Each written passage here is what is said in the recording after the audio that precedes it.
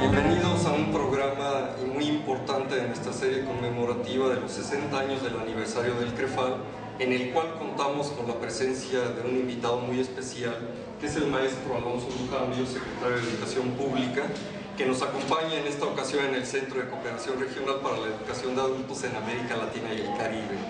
Y por supuesto, como comentarista, nuestra directora general, la licenciada Mercedes Calderón García. Muy bienvenidos. Y pues a continuación quisiéramos ver la opinión del maestro Alonso Lujambio sobre algunos temas importantes de la agenda educativa, particularmente en el contexto mexicano, en el contexto latinoamericano. ¿Cuáles considera usted que son los aspectos más importantes que es necesario fortalecer en la agenda educativa? ¿Y cuál sería la importancia de la educación de jóvenes y adultos en ellos? Bueno, yo creo que la evaluación del sistema educativo creo que es una de las grandes prioridades del sistema educativo mexicano.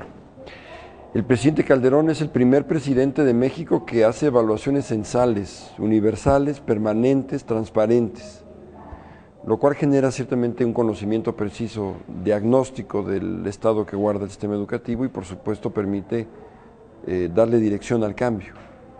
Yo diría que el sistema de evaluación, que no solamente es enlace, que es el que te estoy mencionando, sino un conjunto de elementos de evaluación, creo que son los que más nos están haciendo falta en México y estamos construyéndolos.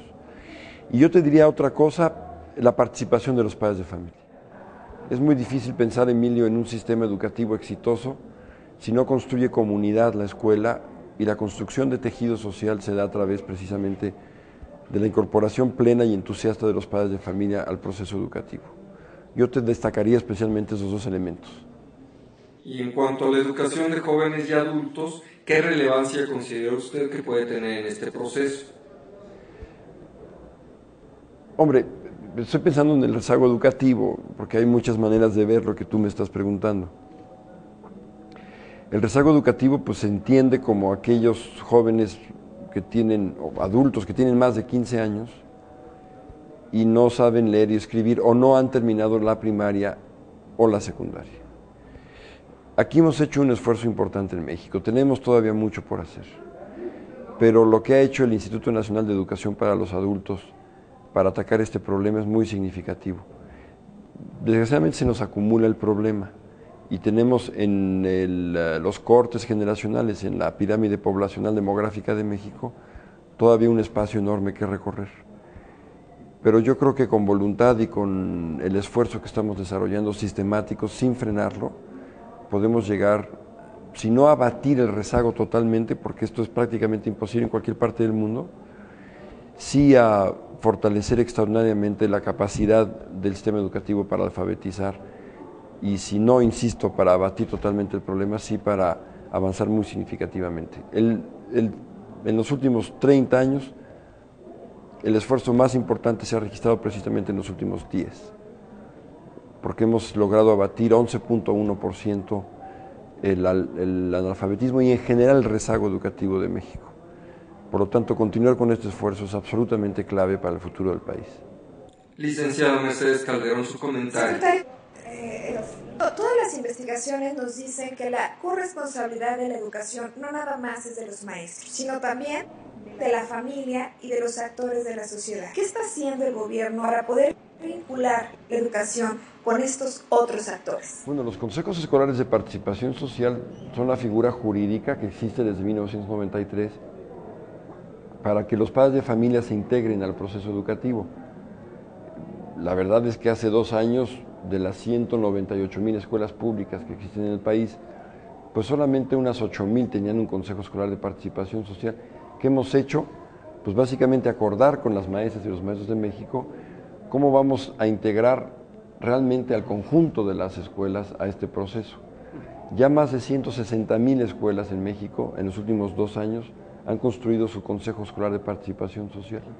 Ahí confluyen maestras, maestros, directivos, exalumnos, por supuesto y muy significativamente padres de familia, que son la mayoría del consejo. Fue un acuerdo que tomamos con el sindicato de maestros, que fueran los padres de familia quienes tuvieran mayoría en los consejos escolares de participación social. Y claro, les establecimos 8 comités con trabajos muy puntuales. Promoción de la lectura, que es un trabajo muy importante.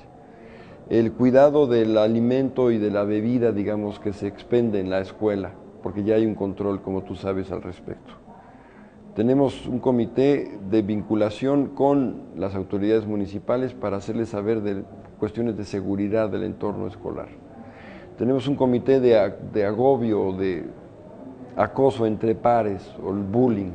En fin, son muchos temas en donde necesitamos de la cooperación y la intervención de los padres de familia para que la escuela se convierta verdaderamente en una comunidad educativa y no solamente en un plantel que ofrece cursos, sino un espacio de interacción y de tejido social especialmente significativo para el presente y el futuro de México. Como lo dijo usted, construir una comunidad de aprendizaje. Así es, así es.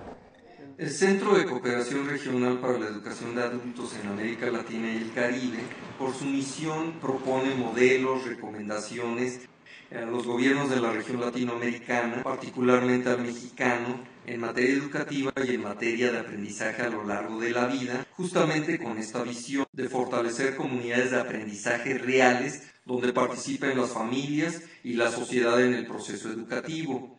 En su visión, ¿cómo considera usted que un organismo internacional como el CREFAL puede contribuir a apoyar más a la Secretaría de Educación Pública Mexicana? Yo no diría a la Secretaría de Educación Pública Mexicana, yo diría que por su propia naturaleza y su vocación al conjunto de las autoridades educativas de América Latina. Me parece muy significativo que los latinoamericanos a mediados del siglo XX nos hayamos dado una institución que analizara cómo podemos mejorar en el conjunto del continente latinoamericano nuestra educación. Yo creo que el CREFAL, que nació en 1951, es expresión precisamente de esa voluntad de los latinoamericanos de cooperar unos con otros y sobre todo de aprender de la experiencia de los otros. Los uruguayos pueden estar inventando algo nuevo en materia de educación a través de la informática.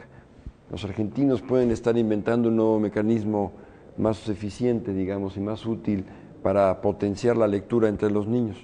Los salvadoreños pueden estar inventando un mecanismo de evaluación de maestros.